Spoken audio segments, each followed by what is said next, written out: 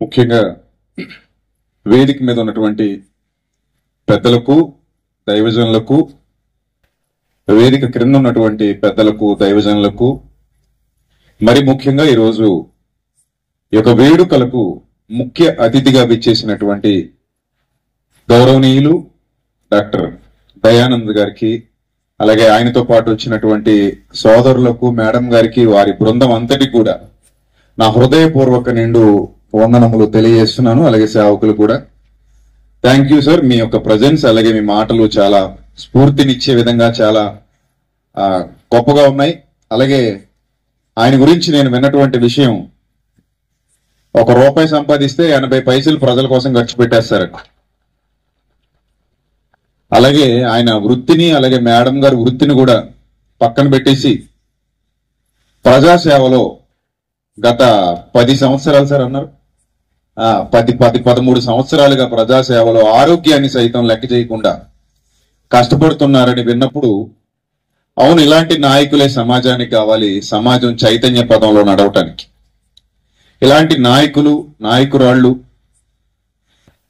ప్రజలందరినీ ప్రేమతో చూస్తూ వారి యొక్క బాగోగులు పట్టించుకుంటూ ప్రజా జీవితం కోసం, ఒకప్పుడు స్వాతంత్రం వచ్చిన కొత్తల్లో చాలా గొప్ప గొప్ప నాయకులు ఉండేవాళ్ళు అని మనం విన్నాం, చరిత్రలో చదువుకున్నాం.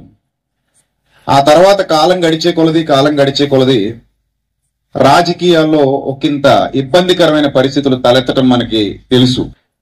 అయినా కూడా అక్కడక్కడ సార్ లాంటి వారు ఉండడం వల్ల ఇంకా రాజకీయాల మీద ప్రజలకు గౌరవం తగ్గలేదు, లేదంటే ఎప్పుడో పోయేది. సో ఏదేమైనప్పటికీ ప్రజా జీవితంలో ఆయన ఇంకా గొప్పగా అనేక మందికి దీవెనకరంగా ఆయన కుటుంబం వాడబడాలని, ఆయనతో పాటు ఉన్న బృందం అంతా ఉండాలని, ఆ ప్రభు యొక్క ఆశీస్సులు వారి కుటుంబాలపై ఉండాలని మనస్ఫూర్తిగా నేను కోరుకుంటున్నాను. Thank you sir, thank you so much sir.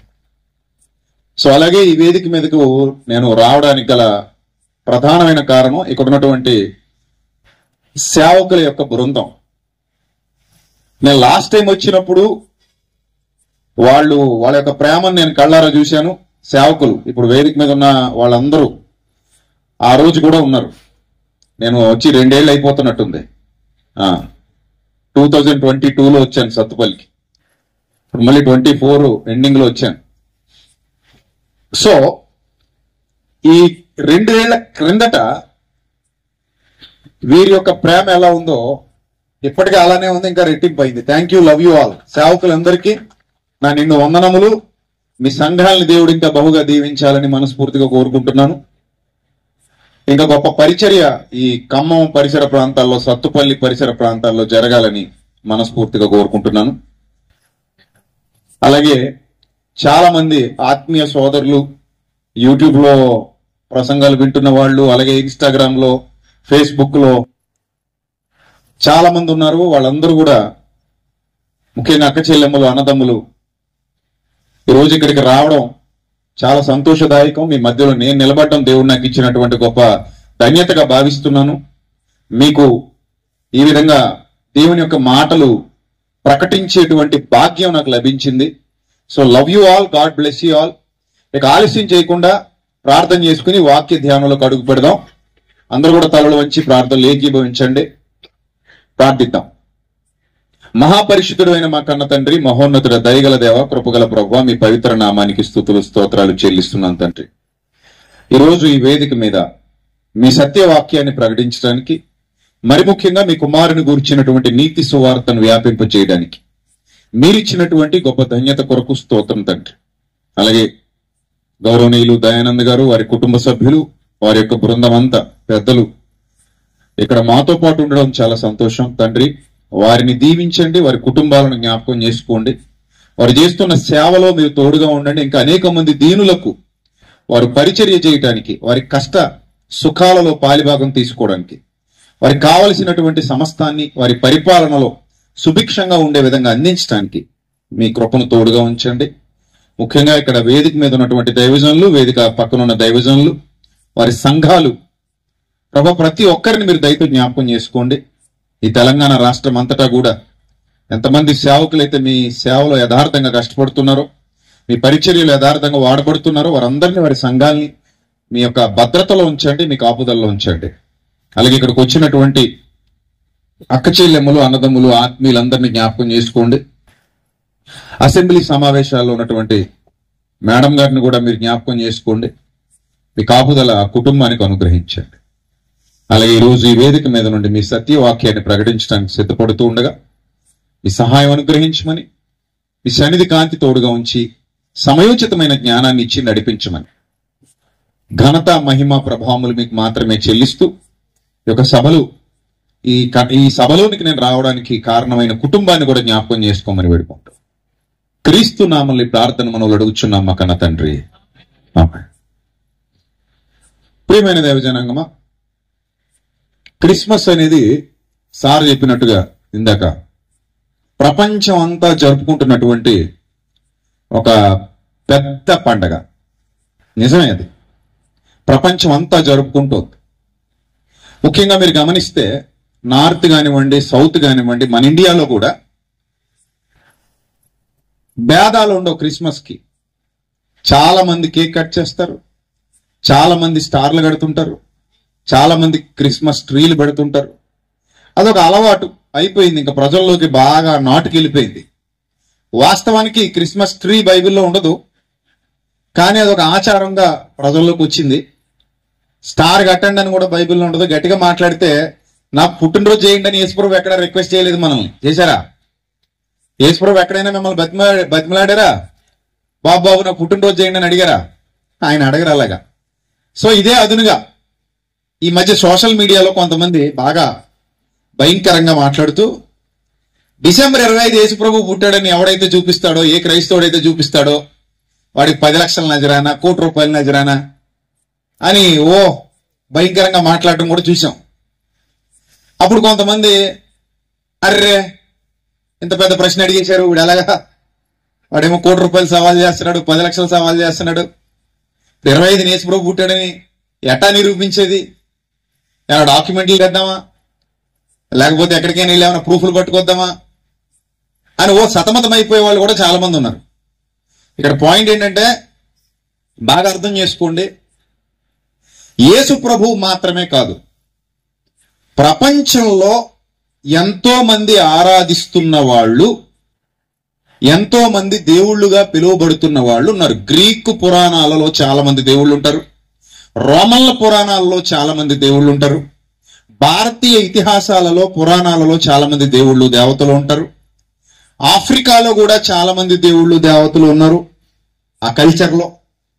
ఇక యూరోపియన్ కల్చర్లో కూడా చాలా మంది చరిత్రలో కనబడుతున్న వాళ్ళు ఉన్నారు. ఇవన్నీ మనం అబ్జర్వ్ చేస్తున్నప్పుడు ఎవరికి కూడా ప్రాపర్ డేట్ అనేది ఉండదు. మరలా చెప్తున్నాను మీకు, ఎవరికి కూడా ప్రాపర్ డేట్ అనేది ఉండదు. ఎందుకు ఉండదు అని అంటున్నానంటే, పాత కాలంలో డేట్ల మీద పెద్దగా కాన్సన్ట్రేషన్ చేసేవారు కారు. యేసుప్రభు గురించి మళ్ళీ మాట్లాడతాను నేను, అది అలా దృష్టిలో పెట్టుకోండి. ఇప్పుడు 200 మంది ఉన్నారు కదా ఈ తరంలో, నేను ఇప్పుడు మాట్లాడుతున్నప్పుడు లైవ్ లో కూర్చున్న వాళ్ళు ఫస్ట్ సేవకులు వేదిక మీద నుండి కింద వరకు. నా పుట్టినరోజు ఎప్పుడో నాకు తెలియదు అన్న వాళ్ళు చేతులు ఎత్తాలి ప్లీజ్. మిమ్మల్ని అడుగుతున్నానండి, నా డేట్ నాకు తెలియదు, మా అమ్మ నాన్న నాకు చెప్పలేదు, మా తాతగారు మా మామగారు నాకు చెప్పలేదు అన్నవాళ్ళు సేవకుల్లో చేతులు ఎత్తాలి. నిలబడండి సార్, మీరు చేతులు ఎత్తారు, నిలబడండి. నా పుట్టినరోజు నాకు నిజంగా తెలియదు అన్నవాళ్ళు నిలబడండి. చూడండి ఎంతమంది ఉన్నారు. రైట్, వేదిక మీద ఎవరిని ఉన్నారా నా పుట్టిన మరి నిలబడండి స్పెషల్గా. చూడండి ఇంకెవరిని ఉన్నారా? వీళ్ళందరికీ తెలుసు, నో ప్రాబ్లం.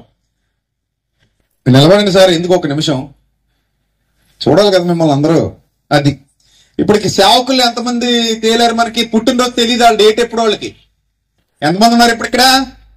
1 2 3 4 5 6 7 ఈయనతో కలిపి 8 మంది. మీకు కూడా తెలీదా కరుణాకర్ గారు? అంటే మీకు తెలుసా తెలీదా? తెలుసా? తెలుసా లేకపోతే ఏదో అలాగే ఆకుపక్క రేపాకను డేట్ పెట్టించుకున్నారా? సరే, ఇక్కడికి మీరు కూర్చోండి సార్. ఓ 10 మంది సేవకులు వాళ్ళు సాక్ష్యం ఇస్తున్నారు పబ్లిక్ లో, లైవ్ లో. ఏమని ఇస్తున్నారు సాక్ష్యం? మా పుట్టినరోజు డేట్ ఎప్పుడు మాకు తెలియదేది, మీ కళ్ళ ముందు బతికున్నోళ్ళు. అయిపోయిందా ఇది? రైట్. ఇప్పుడు మీకు పరీక్ష. నా పుట్టినరోజు డేట్ నాకు తెలియదు అన్న వాళ్ళు లేచి నిలబడాలి టక్కన. అది సూపర్. ఇంకా ఇంకా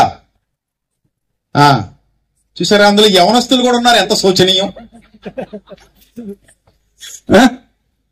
తమ్ముడు కూడా యవనస్తుడే, సేవకుడు. ఆయన డేట్ ఆయనకి తెలియదట పాపం. చూడండి ఎంతమంది ఉన్నారు. మీ పుట్టినరోజు ఎప్పుడో మీకు తెలీదు.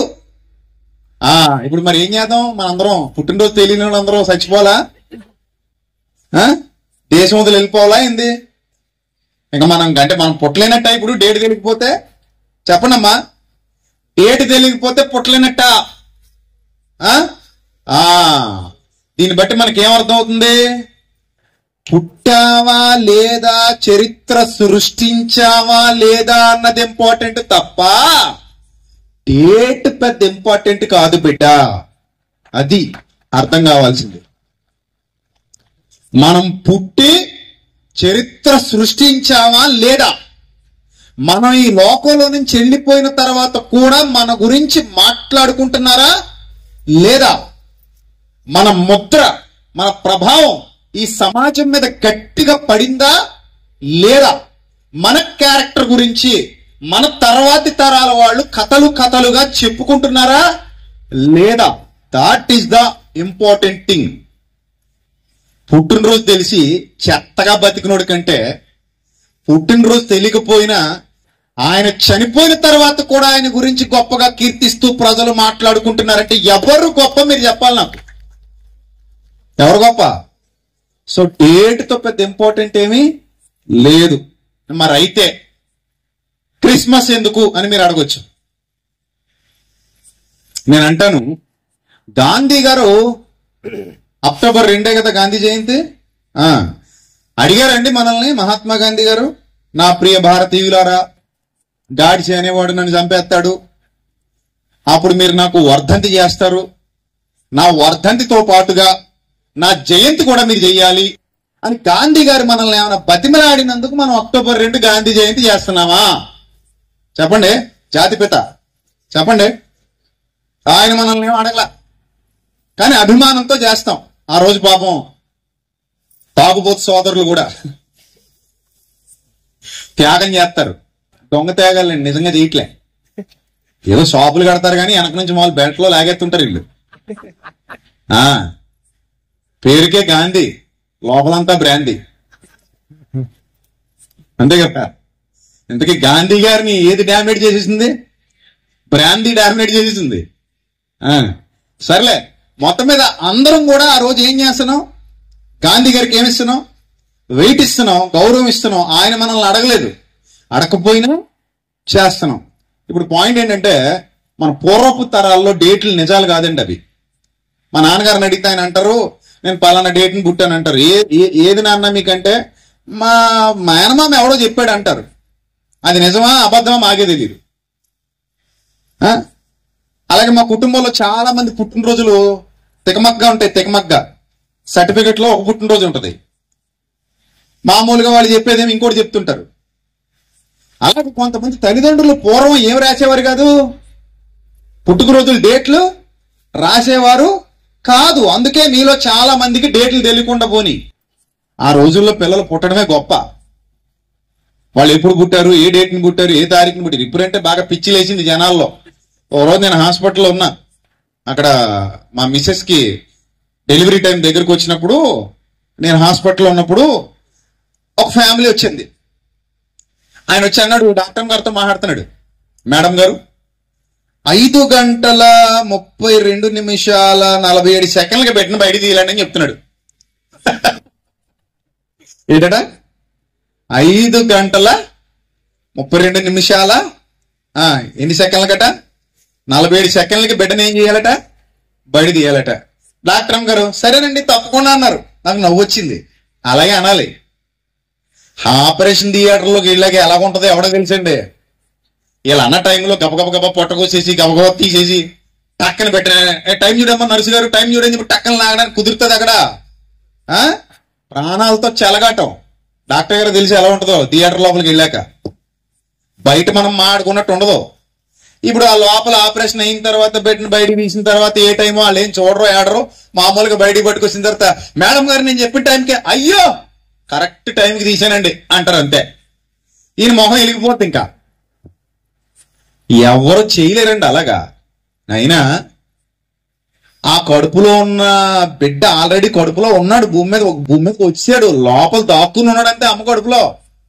జస్ట్ ఇలా బయటికి తీసుకొచ్చిన దాన్ని బట్టి అతని భవిష్యత్తు నిర్ణయం అయిపోద్ది అనుకోవడం అది అవగాహన రాహిత్యం తప్ప మన చేతల మీదే మన రాతలు ఉంటాయి. 99% దేని మీద ఉంటాయి? మన చేతల్లోనే మన రాతలు గీతలు ఉన్నాయి.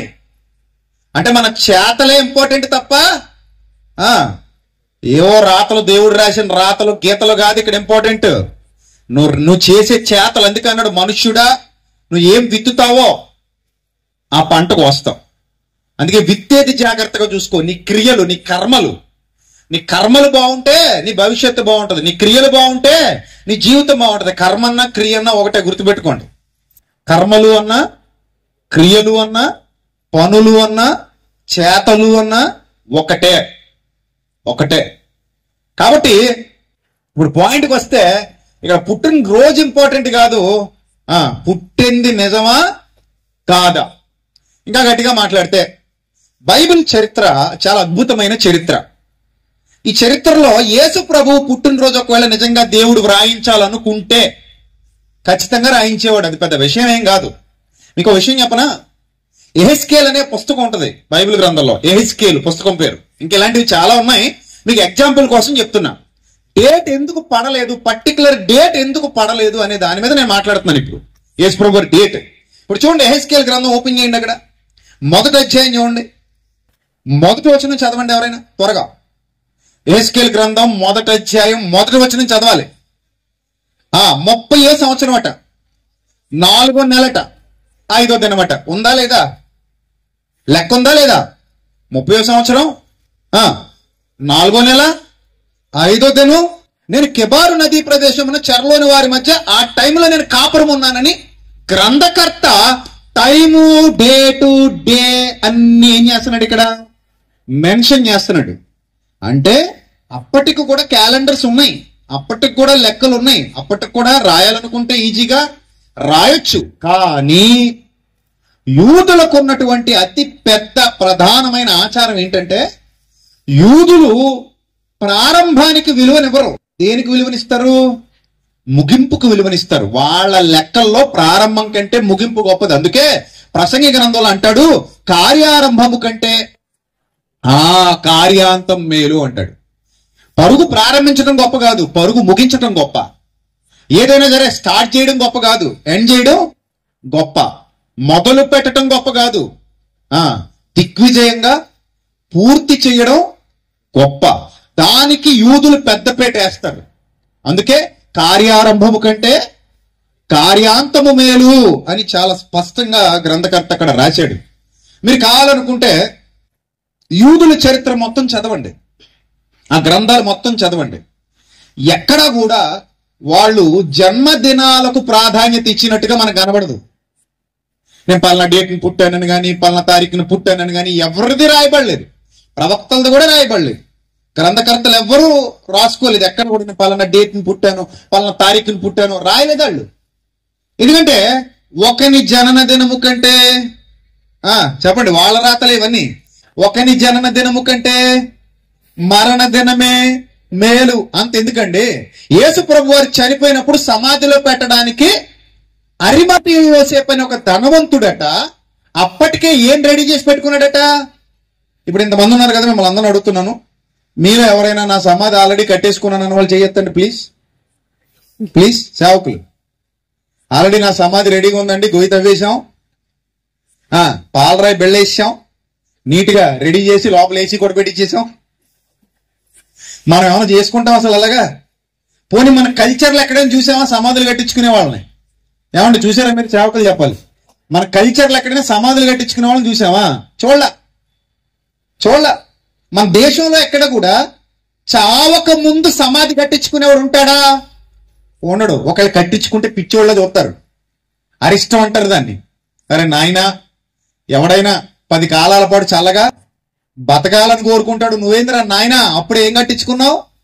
సమాధి కట్టించుకున్నావు ఏంద్రా నాయనా? అదేమన్నా శుభమా? ఏంటది? అశుభం నాయన. ఏంటది? అశుభం. మనకి సమాధిని ఎవడు కట్టించుకుంటాడు? బుద్ధి జ్ఞానం లేదు నీకు. అసలు మన ఇళ్లలో చావు గురించి మాడితేనే ఎలా ఫీల్ అవుతారు చెప్పండి? ఎలా ఫీల్ అవుతారు? హ్యాపీగా ఫీల్ అవుతారా? అమ్మో, దేని గురించి అయినా మాట్లాడు, కానీ దేని గురించి మాట్లాడుకో, చావు గురించి మాట్లాడకు. అందుకే మన వాళ్ళు అబద్ధాన్ని కూడా అందంగా ఆశీర్వాదంలో కలిపేశారు. ఏమని? అబద్ధాన్ని కూడా అందంగా ఆశీర్వాదంలో ఏమని కలిపేశారు?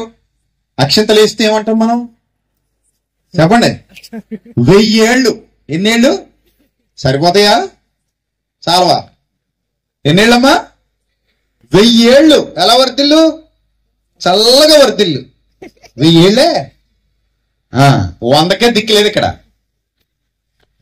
చాలా మంది చూసారా, కోవిడ్ వచ్చిన తర్వాత లెక్కలు మారిపోయినాయి లేదా? 40కి ఫీజు కొట్టేస్తుంది, 50కి ఆల్ అవుట్ అంటున్నాడు, 60-70కి వెళ్ళేసరికి అమ్మో గొప్ప. 70 అంటే ఇంక ఈ రోజుల్లో గొప్ప. నాకు ఒక రోజు నవ్వు వచ్చింది. షష్ఠి పూర్తి చేస్తారు కదా. షష్ఠి పూర్తి ఎప్పుడు చేస్తారంటే, పెళ్ళయ్యాక, భర్తకి భార్యకి పెళ్ళయ్యాక మొదటి పెళ్లి రోజు నుంచి 60వ పెళ్లి రోజు వరకు దిగ్విజయంగా పూర్తి చేసుకుంటే ఏం చేసేవారు పూర్వీకులు? షష్ఠి పూర్తి చేసేవారు. ఎన్నో పెళ్లి రోజు? 60వ పెళ్లి రోజు. కానీ 60వ పెళ్లి రోజు జరుపుకోవాలంటే పెళ్లి కొడుకు వయసు ఎంత ఉండాలి? దాదాపు ఒక 80 ఉండాలి. పెళ్లి కూతురికి ఎంత ఉండాలి? దాదాపు 75 ఉండాలి. అంటే ఆ రోజుల్లో కొంచెం చిన్న వయసులో చేసుకునేవారు కాబట్టి. అంటే పెళ్లి కూతురికి 15 ఏళ్ల వయసులో పెళ్ళైతే, పెళ్లి కొడుకు 20 ఏళ్ల వయసులో పెళ్ళైతే, వాళ్ళిద్దరూ కలిసి 60 సంవత్సరాలు చక్కగా దాంపత్య జీవితాన్ని కొనసాగించుకుంటూ వెళ్ళిపోతే, అప్పటికి ముసలాయనికి 80 వస్తాయి, మామగారికి 75 వస్తాయి. అప్పుడు పిల్లలు చక్కగా ఏం చేసేవారు? షష్ఠి పూర్తి చేసేవారు. మన వాళ్ళు చూసి షష్ఠి పూర్తులు జరగట్లేదు. ఎందుకు 80 దాకా 80 రన్స్ కొట్టేవాళ్ళు లేరు. ఇప్పుడు 80 రన్స్ కొట్టేవాళ్ళు లేరు. సెంచరీలు పూర్తి చేసేవాళ్ళు అసలే లేరు. అందుకని ఏం చేద్దాం అబ్బా, మరి షష్ఠి పూర్తి అలాగే ఆగిపోతుందని ఆలోచన చేసి, పెళ్లి మాట పక్కనట్టండి, మగాడికి కానీ 60 దాటితే వయసు ఏం చేద్దాం, దాన్ని షష్ఠి పూర్తిలో కిట్టేద్దాం అనుకున్నారు. అలా చేసి పడేస్తున్నారు మనోళ్ళు. ఇంకొక కొన్నాళ్ళకి ఈ 60ని ఇంకా కుదించేసి, నాకు తెలిసి ఏ 30కో 40కో తెచ్చేస్తారని అనుకుంటున్నాను. ఎందుకంటే లెక్కలు ఏమైపోతున్నాయి? మారిపోతున్నాయి. సో కాబట్టి మనిషి చాలా అల్ప ఆయుష్ గలవాడైపోయాడు, చాలా చిన్న ఆయుష్. కాబట్టి మనకి మరణం గురించి మాట్లాడుకోవటమే భయం. అయితే వాళ్ళు చావడానికి ముందే ఏం కట్టించుకుంటారట? వాళ్ళ సమాధులు వాళ్లే తొలిపించుకుంటారు. డబ్బులు ఉన్నోళ్ళు అయితే వాళ్ళ సమాధులు వాళ్లే తొలిపించుకుంటారు. అలాగా యూదుల్లో కల్చర్ ఉంది. వాళ్ళ కల్చర్స్ వేరు, మన కల్చర్స్ వేరు. ఆ కల్చర్ లో పుట్టాడు యేసుక్రీస్తు. కాబట్టి ఆయనకి బర్త్డే డేట్ రాయరు. వాళ్ళందరూ దేన్ని గొప్పగా చూస్తారు? మరణాన్ని గొప్పగా చూస్తారు. అందుకే మీరు గమనించండి, నేను ఇజ్రాయెల్ వెళ్ళినప్పుడు ఈ కిద్రోను వాగు దాటి యెరూషలేము కొండ మీదకి వెళ్ళాలి. నేను కిద్రోను వాగు డౌన్ లో దిగుతున్నాను. కిద్రోను వాగు దిగుతూ ఆ కొండ మీదకి వెళ్ళాలని స్పీడ్గా ఎక్కిపోతున్నప్పుడు పక్కకు చూస్తే నా కళ్ళు చెదిరిపోయాయి. సమాధులు వరుసగా, ఎన్ని సమాధులు ఉన్నాయంటే మత్తిపోయింది. ఏంటి ఇన్ని సమాధులు ఒక చోట? అవును, కిందకి వెళ్ళిపోతే అబ్షాలోం సమాధి కూడా ఉంది నేటికి. ఆ తర్వాత అక్కడి నుంచి నేను పాలస్తీనాకి వెళ్ళాను. పాలస్తీనాలో మక్పేలా గుహ అని ఉంటుంది. నేను నా యూట్యూబ్ వీడియోలో కూడా చూపించాను ఇవన్నీ కూడా. ఈ మక్పేలా గుహలో ఎప్పటికీ అబ్రహాం గారి సమాధి ఉంది. ఆయన భార్యని ఆయన్ని పక్కపక్కన పెట్టారు. ఎదురుగా ఇస్సాకు ఉంటాడు, ఆయన భార్య ఉంటది. ఆ వెనకనే యాకోబు, ఆయన కుటుంబ సభ్యుల సమాధులు. ఏది మిస్ కానివ్వలేదండి వాళ్ళు. అంత జాగ్రత్తగా భద్రంగా సమాధులను అలా ఉంచారు. అబ్షాలోం సమాధి ఇంకా ఉంది, దావీదు సమాధి ఇంకా ఉంది. ఏనాటి మనుషులు సియోను కోటలో దావీదు గారి సమాధి ఇంకా ఉంది. నేను యూట్యూబ్ లో పెట్టాను వీడియో, అది కూడా దావీదు గారి సమాధి దగ్గరికి నేను వెళ్ళినప్పటిది. అంటే దీన్ని బట్టి మీకు ఏమర్థమైందంటే, యూదులు కార్యారంభము కంటే కార్యాంతం మేలంటారు, జన్మదినం కంటే మరణదినం మేలంటారు. సో ఆ మరణ దినానికి ఎక్కువ ప్రాశస్త్యాన్ని ఇస్తారు. అందుకే యేసు ప్రభు అనగానే మీకు గుర్తొచ్చేది జననమా మరణమా? చెప్పండి. ఓ పాయింట్ మీకు చెప్పనా, మీరు చచ్చినట్టు ఒప్పుకుని తీరాలి ఇప్పుడు నేను చెప్పే పాయింట్తో. అదేంటి చెప్పనా? యేసు ప్రభు జననం ద్వారా మీరు ఆకర్షింపబడలేదు, నేను ఆకర్షింపబడలేదు, ఏ క్రైస్తవుడు ఆకర్షింపబడలేదు. మరి దేని ద్వారా క్రైస్తవులు ఆకర్షింపబడ్డారు క్రీస్తుకి? చెప్పండి, దేని ద్వారా ఆకర్షింపబడ్డారు చెప్పండి. Yes, no doubt at all, ధైర్యంగా చెప్పొచ్చు, ఆయన మరణమే మనకు శరణమైంది. రైట్? ఆయన మరణమే మనకేమైంది? శరణమైంది. ఆయన మరణం మనకే కాదు, ప్రపంచ మానవాళికి శరణం ఆయన మరణం. అందుకే యేసు ప్రభు ప్రపంచానికి పరిచయం అయింది కూడా ఎక్కడి నుంచి? జననం నుంచా మరణం నుంచా? ఎస్, ప్రపంచం మొత్తానికి పరిచయం అయింది మరణం నుంచి. అందుకే అపోస్తలులను పిలిచి ప్రభు అంటారు, మీరు సర్వలోకానికి వెళ్ళండి, సర్వ సృష్టికి దేన్ని ప్రకటించండి. అంటే ఏముంది సువార్తలో? యేసు ప్రభు వారి మరణ సమాధి పునరుత్థానములను గూర్చిన ప్రకటనయే సువార్త. సువార్తలో మరణం ఉంది, సువార్తలో సమాధి ఉంది, సువార్తలో ప్రపంచాన్ని అబ్బురపరిచినటువంటి, ప్రపంచాన్ని నివ్వెరపరిచినటువంటి, రోమా సామ్రాజ్య చక్రవర్తులే అదిరిపోయినటువంటి వార్త పునరుత్థాన ఘట్టం, పునరుత్థాన సంఘటన. సో ఇప్పుడు ఇంత చెప్పిన తర్వాత డేట్ల గురించి ఎవడని కొట్టు చేస్తాడా? చెప్పండి, డేట్ల గురించి ఎవడని కొట్టు చేస్తాడా? ఎవ్వడు కొట్టుకు చావడు. అందుకే ఏ ఒక్క చోట కూడా డిసెంబర్ 25ని చేయరు. ఈరోజు డేట్ ఎంతండి? అది మరి ఈరోజు కూడా ఏం చేస్తున్నాం మనం? ప్రపంచంలో చాలా మంది పుట్టుకరోజులు ఒక్కరోజు జరుగుతాయి, కానీ ఒక్క యేసుక్రీస్తు పుట్టినరోజు నెలంతా జరుగుతుంది. That is lord Jesus Christ. నెలంతా. ఏంటి నెలంతానా? ఇప్పుడు ఎవడో వచ్చి అంటాడు, మీ యేసు ప్రభు నెలంతా పుట్టాడా అంటాడు. ఏముందండి, ఆడికి ఏదో కావాలి అంతేనా? నెలంతా పుట్టాడా? ఎవడైనా నెలంతా పుడతాడా అంటాడు. అరే నాయన, మీ తాతలు పుట్టినరోజులే నీకు తెలిసావు, మీ మామగారు పుట్టినరోజు నీకు తెలిసావు, అంత మాత్రం పుట్టలేదు అంటావా? వాడు అంటాడు, నువ్వు ఎప్పుడు పుట్టావంటే అట్ల తద్దికి 3 రోజులు ముందు పుట్టానని మా మామ చెప్పింది అన్నట్టు. ఇప్పుడు అట్ల తద్ది ఎక్కడుందో ఎత్తుక్కోలేక సావాలి మనం అంటారు కొంతమంది అలాగా. ఇంకొకటి అడిగాం అనుకోండి, ఏమై బాబు నువ్వు ఎప్పుడు పుట్టావంటే ఇందిరాగాంధీ గారు చచ్చిపోయిన 3వ రోజున అంటే. ఏ డేట్లు ఉంటాయి మనకి, అలా లెక్కలేసుకుంటారు కొంతమంది. ఇందిరాగాంధీ గారు ఎప్పుడు చచ్చిపోయారు, పలానా డేట్ని చచ్చిపోయారు, వీడు 3వ రోజు అంటున్నాడు, ఆ తర్వాత నుంచి 3వ రోజు లెక్కలేసుకోవాలి, అలాగ అనుకుంటారు కొంతమంది. సో మొత్తం మీద ఏదేమైనా ఇక్కడ పుట్టారా లేదా అనేది ఇంపార్టెంట్. యేసు ప్రభు ఈ లోకంలో జన్మించటం వాస్తవం, యేసు ప్రభు ఈ లోకంలో జీవించటం వాస్తవం, యేసు ప్రభు ఈ లోకంలో మరణించటం వాస్తవం, యేసు ప్రభు ఈ లోకంలో మరణించి సజీవుడై 3వ దినాన్ని తిరిగి లేవడం వాస్తవం. అక్కడి నుండి ప్రపంచానికి సత్య సువార్త ప్రకటింపబడింది, దాని మీద క్రైస్తవ్యం కట్టబడింది. కాబట్టి క్రైస్తవ్యమా?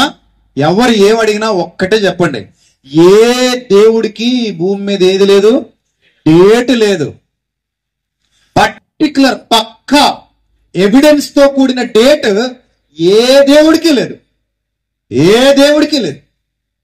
ఇది పచ్చి నిజం. మీరు అనొచ్చు, నీకెలా తెలుసు అనొచ్చు. ఒకసారి మా ఇంటికి వస్తే చూపిస్తాను. కేవలం నేను పుస్తకాల కోసం ఖర్చు చేసింది 4,50,000 రూపాయలు. మీరు నమ్మితే నమ్మండి, మీరు ఇప్పటికీ రావచ్చు, బస్తాల నిండి ఉంటాయి మా ఇంట్లో పుస్తకాలు. A to Z అన్ని సాహిత్యాలు ఉంటాయి నా దగ్గర, అన్ని మత గ్రంథాలు ఉంటాయి, వాళ్ళ సాహిత్యాలు ఉంటాయి. నేను చదువుతానే ఉంటాను, ఇంకా చదవాల్సినవి చాలా ఉన్నాయి, చదువుతూనే ఉంటాను, ఇంకా చదివి ఇంకా నేర్చుకుంటాను. ఆమె డైలీ లెర్నర్ అనమాట. నేను ఇంకా డైలీ నేర్చుకుంటూనే ఉంటాను, అలాగా చదువుకుంటూనే ఉంటాను. సో ఎందుకు చదువుకుంటూ ఉంటానంటే ఆ బుక్ నాలెడ్జ్ కావాలి, దాని మీద మనకి ఇంకా అవగాహన రావాలి, దాని మీద మనం ఇంకా ఒక స్థితిలో ఎదగాలి. కాబట్టి అన్ని పరిశీలన చేసిన తర్వాత నేను మాట్లాడుతున్నాను. అంత తొందరగా నేను ఏది చెప్పను. డేట్లు పర్టికులర్ గా ఈ డేట్కే, ఈ సమయానికే, ఈ కరెక్ట్ ఈ క్యాలెండర్ ప్రకారం ఈ టైంకే అనడానికి హిస్టారికల్ ఎవిడెన్సెస్ ఎవ్వరికి భూమి మీద లేవు. అలాగే యేసు ప్రభువు కూడా అలాంటి ఎవిడెన్సెస్ ఏవి లేవు. ఒకవేళ ఎవరైనా చరిత్రకారులు చెప్పినా లెక్కలు కట్టి చెప్తారు. ఎలా లెక్కలు కడతారంటే నేను చెప్తాను, జాగ్రత్తగా చూడండి. మత్తయి సువార్త ఒకసారి ఓపెన్ చేయండి. ఎలా లెక్కలు కడతారో చెప్తాను, ఒకసారి చూడండి. మత్తయి సువార్త 2వ అధ్యాయం 1వ వచనం ఒకసారి చదవండి. రాజైన హేరోదు, ఈ రాజైన హేరోదు హిస్టరీలో ఉన్నాడు. రాజైన హేరోదు అనేవాడు ఎక్కడున్నాడు? హిస్టరీలో ఉన్నాడు. ఇతన్ని మహాహేరోదు అంటారు. ఈ హేరోదు దినాలలో, ఈ హేరోదు పరిపాలిస్తున్నటువంటి దినాలలో, అంతకుముందు చాలా మంది పరిపాలించారు. ఇప్పుడు ఉదాహరణకి ఇప్పుడు ఎవరు పరిపాలిస్తున్నారు ఈ నియోజకవర్గాన్ని అంటే ఎవరి పేరు చెప్తాం? సార్ పేరు చెప్తాం కదా. అంటే ఇంకా ఆవిడ ఈయన ఒకటే కదండి. మరి ఇంకేంది? పురుషుడు స్త్రీ బైబిల్ ప్రకారం ఎవరు వారు? ఏక శరీరం. దయానంద్ గారు, రాగా మై గారు ఏ శరీరం? ఒకటే శరీరం వాళ్ళది. ఎందుకంటే భార్య భర్త వారిరువురు ఏకమైపోయారు కాబట్టి ఒకటే శరీరం. ఇప్పుడు ఇక్కడ ఆయన ఈమె, ఆవిడైనా ఈయనైనా ఒకటే మీకు. సో ఎవరు పరిపాలిస్తున్నారు ఇప్పుడు అంటే ఏమని చెప్తారు? సార్ పరిపాలిస్తున్నారు అని చెప్తారు. ఇప్పుడు విజయప్రసాద్ రెడ్డి అని ఆయన మీకు వాక్యం చెప్పడానికి వచ్చినప్పుడు ఎవరు పరిపాలిస్తున్నారు అంటే అది కరెక్టే కదా? అది కరెక్టే. రెండోది, పలానా ఆయన పరిపాలిస్తున్నప్పుడు విజయప్రసాద్ రెడ్డి అని ఆయన ఇక్కడికి వచ్చి వాక్యం చెప్పాడు, కరెక్టే కదా? కరెక్టే. అంటే ఇప్పుడు యేసు ప్రభు పుట్టినప్పుడు అక్కడ పరిపాలిస్తున్నది ఎవరు? హేరోదు అనే ఆయన పరిపాలిస్తున్నాడు. ప్రపంచంలో చాలా మంది పరిపాలన చేశారు. ఇది రోమా ప్రభుత్వ పరిపాలన కాలం. ఇది ఎవరి ప్రభుత్వ పరిపాలన? ఇది రోమన్లు పరిపాలిస్తున్న కాలం. ఇది రోమన్లకు ముందు ప్రపంచాన్ని ఎవరు పరిపాలించారు? గ్రీకులు పరిపాలించారు. ది గ్రేట్ అలెగ్జాండర్ చరిత్ర మనం చదువుకున్నాం. మన పుస్తకాల్లో అలెగ్జాండర్ చరిత్ర ఉందా లేదా? గ్రీక్ వీరుడు. నాగార్జున కాదు గ్రీక్ వీరుడు. ఎవరు గ్రీక్ వీరుడు? ది గ్రేట్ అలెగ్జాండర్ గ్రీక్ వీరుడు అంటే. సో ఆయన చరిత్ర ఎక్కడుంది? పుస్తకాల్లో ఉంది, చదువుకున్నాం మనం. ఆ తర్వాత ఈ అలెగ్జాండర్ గారి గురువు గారు ఎవరు? అరిస్టాటిల్. అరిస్టాటిల్ గురించి మనకు తెలుసు, చరిత్రలో చదువుకున్నాం మనం. ఇంకా ముందుకెళ్ళిపోయామనుకోండి, మాదీయ పారసీకులు ఉన్నారు, సోక్రటిస్, ఇంకా పెద్ద పెద్ద వాళ్ళు చాలా మంది ఉన్నారు, వాళ్ళ గురువులు. ప్లేటో, వీళ్ళందరూ మనం హిస్టరీలో వస్తారు. వీళ్ళందరూ కూడా ఏమండి ఈ మాదీయ పారసీక సామ్రాజ్యాలు. ఆ మాదీయ పారసీకులకు ముందు ఎవరున్నారు? బబులోనీయులు ఉన్నారు. బబులోని సామ్రాజ్యాలు ప్రపంచాన్ని పరిపాలించాయి. ఇదంతా హిస్టరీ. ఈ హిస్టరీ గురించి దానియేలు గ్రంథంలో ఉందా లేదా? ఉంది. అంటే బైబిల్ కూడా ఒక రకంగా చెప్పాలంటే హిస్టారికల్ బుక్. ఏంటది? హిస్టారికల్ ఎవిడెన్సెస్ ఉన్నటువంటి book the Bible. Right. So ఇప్పుడు ఆ రాజులందరూ పరిపాలిస్తున్నటువంటి కాలంలో దేవుడు ఒక మహా సామ్రాజ్యాన్ని ఏర్పాటు చేయబోతున్నాడని దానియేలు ప్రవచించాడు. ఆ ప్రవచనాల ప్రకారంగానే రోమా ప్రభుత్వ పరిపాలన కాలంలో యేసు ప్రభు వారి జననం జరిగింది. ఇదిగో హేరోదు అప్పటికి పరిపాలిస్తున్నాడు అనేది ఇక్కడ ఎవిడెన్స్. ఇంకా ఎవిడెన్స్ కావాలి మీకు అనుకుంటే, ఇక్కడ హేరోదు దేన్ని పరిపాలిస్తున్నాడు? ఆ యోదయ దేశపు బెత్లెహేము, ఆ యోదయ దేశాన్ని పరిపాలిస్తున్నాడు. ఎవరో? హేరోదు. నెక్స్ట్ లూకాసు వార్త తీయండి, బైబిల్ తీయండి. లూకాసు వార్త 3వ అధ్యాయం మొదటి నుంచి చదవండి, మీకు హిస్టరీ వచ్చేస్తుంది మొత్తం ఇక్కడే. 3వ అధ్యాయం, లూకాసు వార్త 3వ అధ్యాయం మొదటి వచనం చదవండి. తిబెరు కైసర్ అంటే సీజర్ చక్రవర్తి. సీజర్ చక్రవర్తి చరిత్ర అందరికీ తెలుసు. సీజర్ చక్రవర్తి చరిత్ర అందరికీ తెలుసు. తిబెరు కైసర్ అంటే సీజర్. తెలుగులో కైసర్ అని తర్జుమా చేశారు, ఇంగ్లీష్ లో ఏమని ఉంటుంది? సీజర్. సీజర్ చక్రవర్తి ఏలుబడిలో 15వ సంవత్సరం అట. పర్టికులర్ టైం మెన్షన్ చేస్తున్నాడు. చరిత్రకారులు ఎక్కడి నుంచే లెక్కలు కట్టారు. క్రీస్తు పూర్వం క్రీస్తు శకం విభాగించారు వాళ్ళు, హిస్టోరియన్స్. అందులో చాలా మంది పెద్ద పెద్ద చరిత్రకారులు ఉన్నారు. రైట్, చదవండి. 15వ సంవత్సరం యోదయకు పొంతు పిలాతు అధిపతిగా ఉన్నాడట. యోదయకు పొంతు పిలాతు అధిపతిగా ఉన్నాడు. గలిలయకు హేరోదు చతుర్థాధిపతిగా ఉన్నాడు. ఇతూరయ త్రకోనితి దేశాలకు అతని తమ్ముడైన ఫిలిప్పు చతుర్థాధిపతిగా ఉన్నాడు. అబిలేనే దేశానికి లొసానియా అనే రాజు అధిపతిగా ఉన్నాడు. అన్నా ఖయప అనే వాళ్ళు ఆ టైంకి ప్రధాన యాజకులుగా ఉన్న కాలము. చూసారా, ఈ కాలంలో యేసు ప్రభు వారి పరిచర్య నడిచింది. యేసు ప్రభు వారి పుట్టుక మహాహేరోదు కాలంలో జరిగింది. యేసు ప్రభు వారి పరిచర్య ఇదిగో ఈ లూకాసు వార్త 3వ అధ్యాయంలో ఎవరైతే పరిపాలిస్తున్నారో ఆ కాలంలో నడిచింది. అంటే దానికి దీనికి మధ్య ఒక 30 సంవత్సరాల అంతరం ఉంది. 30 years, 30 సంవత్సరాలు. అంటే ఈ 30 సంవత్సరాల కాలాన్ని చరిత్రకారులు పరిగణనలోకి తీసుకొని యేసు ప్రభు వారి యొక్క పుట్టుకను నిర్ధారించారు. మీరు బాగా అర్థం చేసుకోండి, ఆయన పుట్టుకను నిర్ధారించారు. డేట్లు ఎవరు చెప్పడానికి అంత ఈజీ కాదు. ఎందుకంటే ఇక్కడ సీజర్ చక్రవర్తికి డేట్ లేదు, హేరోదికి ఏమి లేదు, డేట్ లేదు. తర్వాత పొంతి పిలాతుకి ఏమి లేదు, డేట్ లేదు. హిస్టరీలో వీళ్ళ డేట్లు లేవు. అలెగ్జాండర్ ఎప్పుడు పుట్టాడు, డేట్ లేదు. కానీ అలెగ్జాండర్ ఉన్నాడా లేదా చెప్పండి. లేడంటారా ఏంటి కొంప తీసి? ఉన్నాడు.